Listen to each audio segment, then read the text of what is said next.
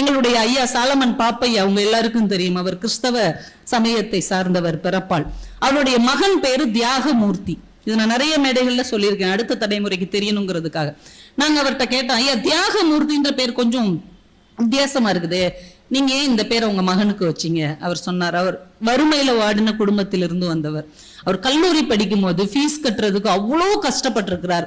அந்த நேரத்தில் அவருடைய 2 நண்பர்கள் தான் பணம் கட்டியிருக்கிறாங்க. ஒருத்தர் பேர் தியாகராஜன், ஒருத்தர் பேர் ராமமூர்த்தி. 2 பேரையும் விட்டுறக்கூடாதுன்னு தியாக மூர்த்தின்னு 2 பேர் பேரில் இருந்தும் எடுத்து தன்னுடைய மகனுக்கு பெயராக வைத்திருக்கிறார். அந்த தியாகராஜன் இறந்து போயிட்டார். ராமமூர்த்தி ஐயா இன்னைக்கும் ஐயாவுக்கு ஃப்ரெண்டா இருக்கிறார். ஐயாவை நீ வா போ என்று சொல்லக்கூடிய ஒரே மனிதர் அவர் பக்கத்தில் இருக்கிற அவருடைய கல்லூரி நண்பர் இன்னைக்கும் அவர் கூட இருக்கிறார். ஐயாவுடைய மனைவி தவறி போன போது ஐயா அந்த பெட்டியை எடுத்துக்கொண்டு போகிறார்கள். ஐயா அப்படியே குலுங்கி அழுகிறார்.